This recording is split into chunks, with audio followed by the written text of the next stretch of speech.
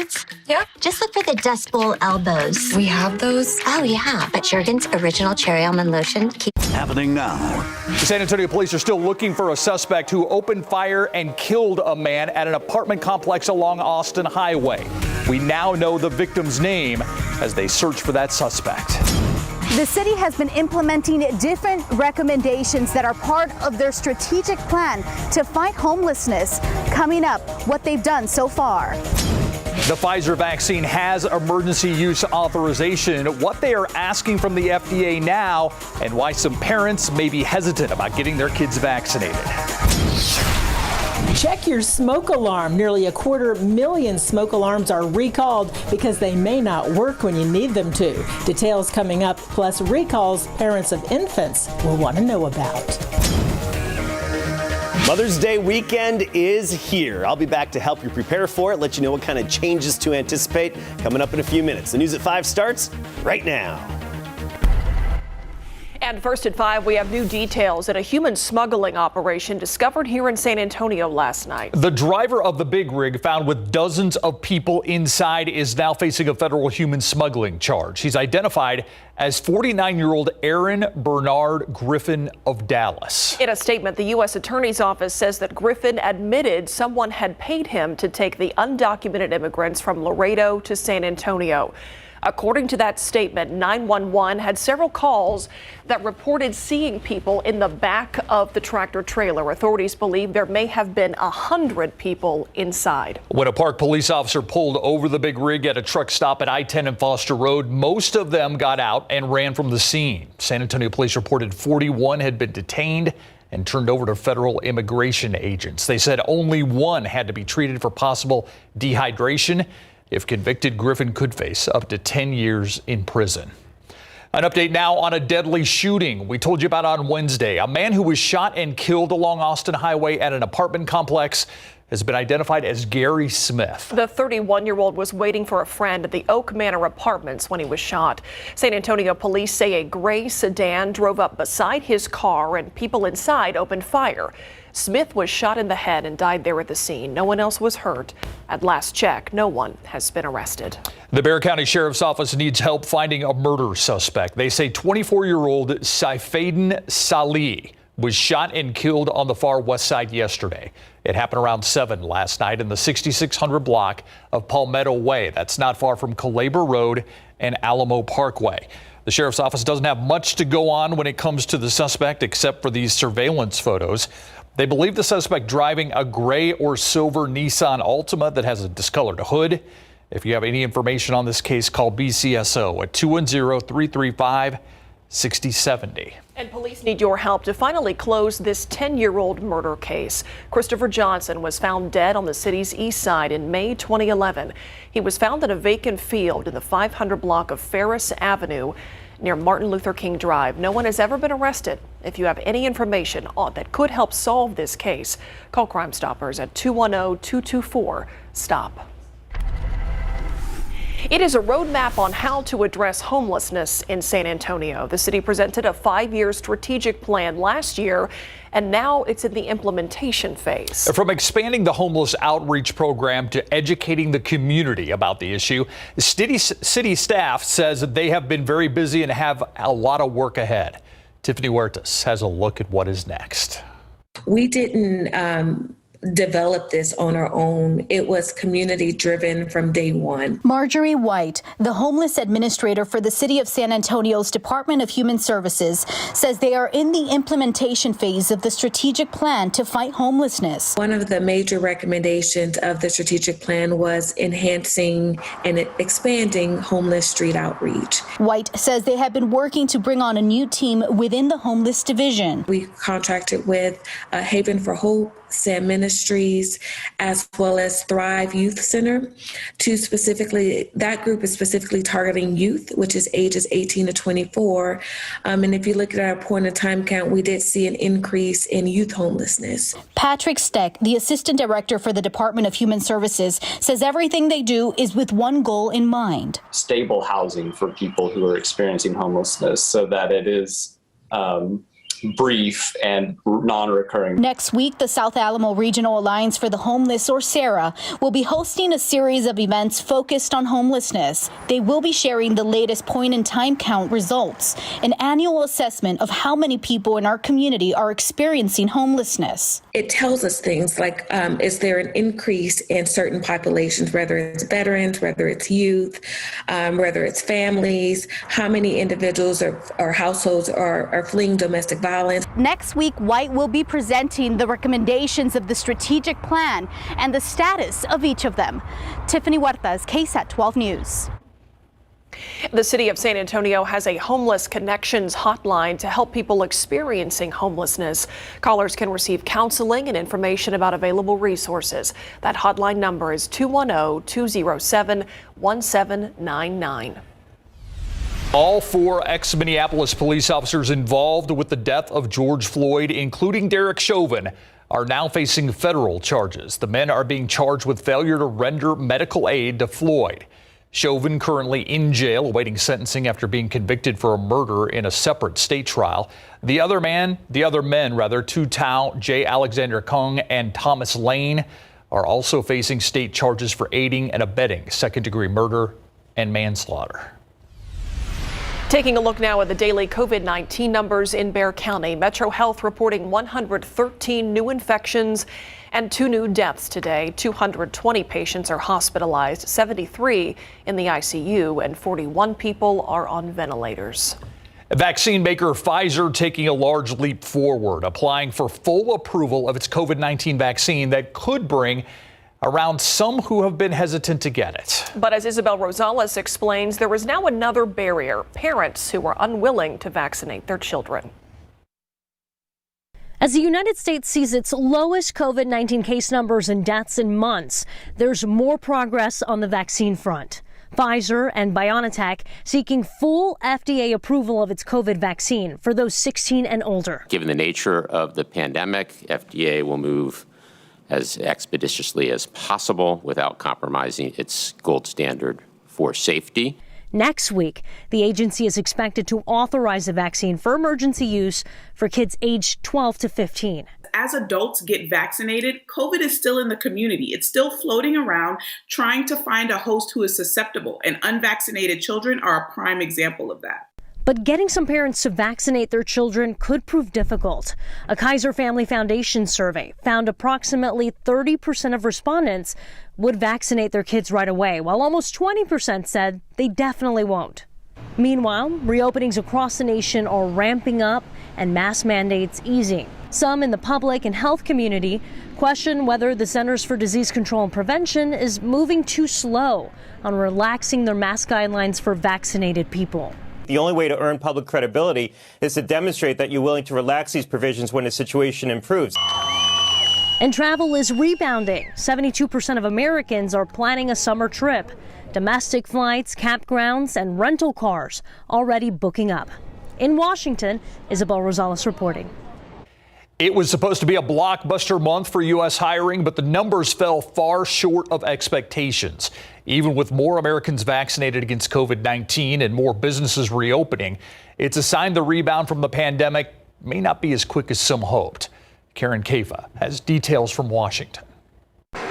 U.S. employers added just 266,000 jobs in April, a steep drop-off from March and an indicator the nation's recovery still has work ahead. We knew this wouldn't be a sprint, it'd be a marathon. The unemployment rate ticked up to 6.1% and remains higher among people of color.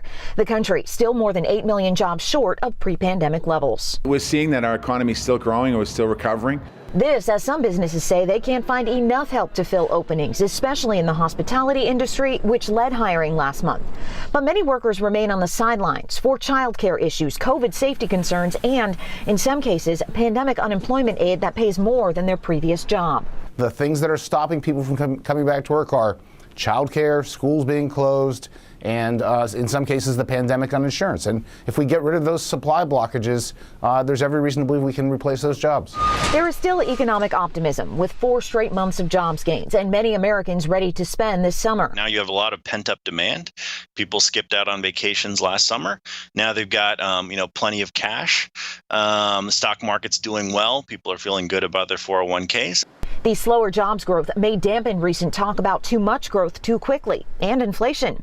An increase in consumer spending has been creating supply crunches in some areas, leading to higher prices. The Federal Reserve has said they need a closer look at the recovery before taking action. In Washington, I'm Karen Kafa. San Antonio restaurants are getting ready for a busy Mother's Day as families flock to local eateries to treat mom to a good meal. Chef and restaurateur Jason Dady calls it the busiest day of the year for restaurants. And this year it is shaping up to be even more so, apparently. Dady, who's the owner of several restaurants around San Antonio, says that they have more reservations this year than in the history of the company. So I think it just, there's a lot of COVID fatigue out there, and I think that with the vaccinations at the levels that they're at, especially here in San Antonio, people just feel a lot safer and more comfortable getting out and having a great time. At the same time, the head of the local branch of the Texas Restaurant Association says many restaurants are operating at limited capacity, still having trouble getting staff. Hear more about what to expect this Mother's Day coming up at 6. We have a big closure to tell you about this weekend. TxDOT closing the east and westbound lanes of the Loop 1604 flyover ramps at Highway 281 starting tonight at 9 o'clock. The area will remain closed through 5 p.m. on Sunday. Traffic will be detoured to the frontage roads. Today, we started off at 60, made it up to 86 for the high temperature, but we're going to crank it up a little bit more as we go into the weekend. Del Rio's now 91, Eagle Pass at 90, 89 in Floresville, Seguin 86. Temperatures for the most part in the 80s to right near 90, actually at 90 Universal City and New Braunfels now 89. This evening, pretty quiet out there. It's going to be comfortable. We'll drop down into the 70s by about 9 p.m. Turning cloudy later tonight and becoming humid as well. The humidity is going to play a role in our weather this weekend. I'll get you ready for the Mother's Day weekend. It does include some dampness. We'll talk about that and increasing confidence and some good rain in the extended forecast. We'll see you in a bit, Steve. Thank you, Adam. A consumer alert now. Nearly 250,000 smoke alarms being recalled. These are popular ones you may actually have in your home. 12 on your side's Marilyn Moritz explains why in this recall roundup of potentially dangerous products. Safety alert. KSAT is recalling 226,000 smoke alarms and combo smoke carbon monoxide alarms. The reason? They can fail to alert people to a fire. The recall includes 7 models of TrueSense alarms. They were sold at Walmart, Home Depot, and other stores from May 2019 through last September. Contact KSAT for a free replacement. Stop using these adult portable bed rails. That warning from the Consumer Product Safety Commission after 4 elderly people died when they became trapped. This involves 3 models from Bed Handles Inc., now out of business, so users are urged to just dispose of the rails. Parent alert. Colecraft is urging parents to immediately stop using the incline sleeper accessory sold with the Cuddle and Care bassinet. The move is to prevent suffocations, which have been linked to other manufacturers' incline sleep products. Colecraft is offering refunds. And these are not safe for infants either. Thousands of zip-up sleep bags sold at TJ Maxx and Marshall stores are recalled. The neck opening is too big, posing a suffocation danger. These were sold under several brand names and styles. Parents, you can contact the company and get your money back. For model numbers or company contact information, head to our website. Marilyn Moritz, KSAT 12 News. It launched from China, and now the rocket is heading back toward Earth. Up next, when it's expected to re-enter the Earth's atmosphere and when scientists will have a better prediction of where it will land.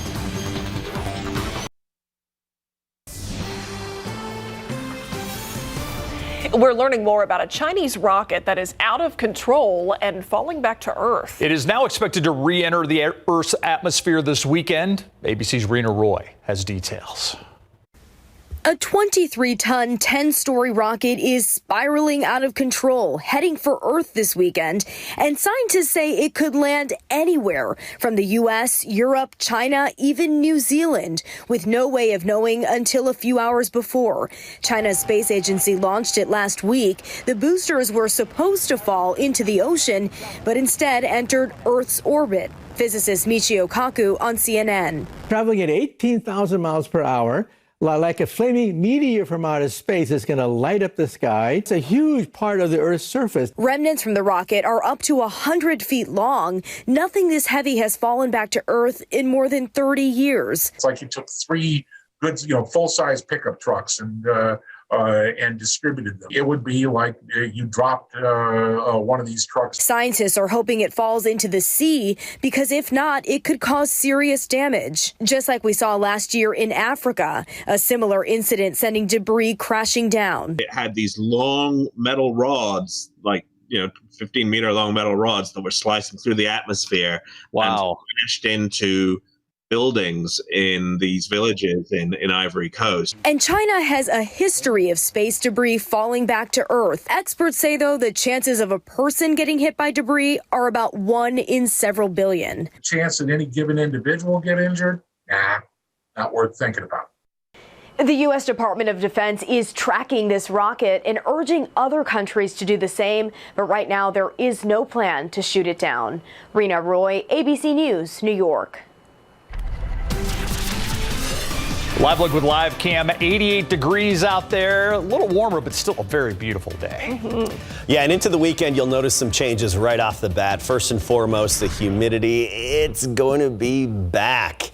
So a humid weekend ahead, and even as we get into next week. An agreeable Mother's Day, though, and good rain chances. I'm liking what I'm seeing as we get into next week. So a lot to talk about here, a lot of bases to cover. Let's start with what you're going to feel first as we get into the weekend. So this evening, as I mentioned earlier in the newscast, just fine, comfortable, nothing to plan around. Dew points right now in the 50s. Comfortable, but look what happens here as we go through time. We get on in later tonight after midnight and especially early tomorrow morning. Dew points back well into the 60s, even near 70 degrees. So feeling very muggy and sticky out there later tonight and especially first thing tomorrow morning. Not only will you notice how that feels, but it's also going to look sticky and muggy because we'll have areas of fog, reduced visibility, and drizzle. So a little bit of dampness to start your Saturday. Visibility is probably down to about 1 to 3 miles around sunrise on Saturday, and then improving later in the morning and especially into the afternoon. We'll have a lot of sunshine. So the low clouds and dampness should probably last up until about anywhere from 9 to 11 a.m. tomorrow morning. Right now, beautiful. Let's talk temperatures. 85, dew point of 56, bright sunshine out there. Southeasterly breeze, though. That's what's gradually increasing our humidity, and will continue to do so, as I mentioned, through the night. 91 Carrizo Springs, 94 in Cotulla, 93 in Del Rio. Those are the hot spots. Elsewhere, we're in the 80s. But look what happens to our temperatures in the days ahead. I think we'll be near 90 degrees Saturday afternoon, upper 80s. Then Sunday, Mother's Day, humid and into the 90s. So heat index playing a little bit of a role, 93 the high. We get into Monday, still lower 90s. But it looks like a very slow-moving frontal boundary will start pushing its way through town. And look what happens by Tuesday and Wednesday. We're talking high temperatures in the upper 70s at that point. Part of the reason for that would be a vast amount of cloud cover and then better rain chances. So let's talk about it. Let's take a look at our weather pattern right now. We had some West Texas showers, light ones around Big Bend, and some more moving in. That's good. They really need the rain in West Texas more than anybody else, and even up in the Western Panhandle. So it's good we're seeing that here. But we're still under the influence of this upper level high. Big Blue H just south of San Antonio. This upper level pattern is going to break down, and it's going to really help a cold front move in and stall basically for a matter of a couple of days right over South Texas. And that's what favors our rain chances. So Monday afternoon and evening, about a 40%, so scattered in nature. We get into Tuesday. Tuesday has the potential of being one of those days where you just have off and on rain. So that's our best shot. Cross your fingers. That's our best chance of good soaking rain. And we get into Wednesday and we could still have some of that left over. So we're liking what we see here. And when you look at the overall rainfall potential, this is very preliminary. I don't want to get specific with it, but it's nice to show that right now the potential is there for over an inch of rain for a good portion of our viewing area. So let's start you with tomorrow. Muggy. Drizzle in the morning, then sunny, breezy as well, 87 the high. Southeasterly breeze at 15 to 20 with some higher gusts. We get into Mother's Day, low morning clouds giving way to afternoon sunshine, only 10% chance of an afternoon shower or storm. Better chances, as I talked about, into next week. We could have some severe weather Monday, Tuesday, but right now, odds just favor good rain. All right, it is spring, so always that chance. Thanks, Adam. All right, it's a time of the schedule where you're hoping your team's playing its best basketball. Spurs still have some work to do. A lot, because they have the longest active losing streak right now in the Western Conference. When we come back, how do they break that? Starting tonight in Sacramento. We'll give you an update on that, as well as an update on Jake Ellinger's death coming up. Our San Antonio Spurs are trying to end the longest losing streak currently in the Western Conference. It now stands at 5 in the face of Kings in Sacramento tonight. Tonight's game marks a final push to hopefully the playoffs with just 7 games left of the regular season, 3 at home, 4 on the road. Spurs are coming out back-to-back losses to the number 1 team in the NBA, the Utah Jazz, including a 32-point rout on Wednesday night. The Spurs, who are in 10th in the West, still eligible for the play-in tournament, but are only a game and a half ahead of the Pelicans, who announced today their star Zion Williamson is out indefinitely with a fractured finger. So, with the start of back-to-back games again tonight, how do veterans like Patty Mills keep the spirits of the younger players during this tough stretch? Just trying to stick with it, mate. Obviously, a tough road. I think the energy of the group is the most important thing at the moment. Just making sure that we know what's ahead of us and the opportunity and keep spirits high. It's obviously, been a flat few games, and I think that's the main thing before anything else. But two important games coming up tonight and tomorrow that are obviously very important. Starts tonight at 9 o'clock in Sacramento. Tim Duncan will be inducted into the Naismith Basketball Hall of Fame 1 week from tomorrow. Before he goes into the hall in Springfield, Massachusetts, the only coach he ever played for during his 19-year NBA career, was asked if he thinks about the astronomical odds of a 5-time NBA champion coming from that part of the world, St. Croix, the Virgin Islands. I do, especially since he was a swimmer and wanted to be an Olympian as far as that goes. So it's a pretty incredible story. Everybody knows the story, but it's true. And that's something that we're all very happy about. We still toast him when we have dinner, as we've said before. Thank you, Timmy. Life changed for Timmy and the Spurs, and Hurricane Hugo destroyed the pool he was training in, forcing Duncan to switch to basketball. And now the latest on the tragic death of Jake Ellinger, the 20-year-old Texas Longhorn linebacker, brother of former UT quarterback Sam Ellinger. We still don't know the exact cause of death, just that he was found in a residential neighborhood near the UT campus on Thursday. Police tell us they were called to the 1200 block of West 22nd Street. And if you're familiar with that part of Austin, that's just west of the campus, all police will say at this time is that his death is not considered suspicious. It's still a shocking incident right now for all to absorb, the Longhorn family included, and of course. And if you're familiar with that part of Austin, that's where a lot of students live off campus as well. Yeah, a lot of questions. Yeah, thanks, Greg. We'll be right back. That is all of our time. Thanks so much for watching the news at 5. World News up next. We'll see you right back here at 6 o'clock.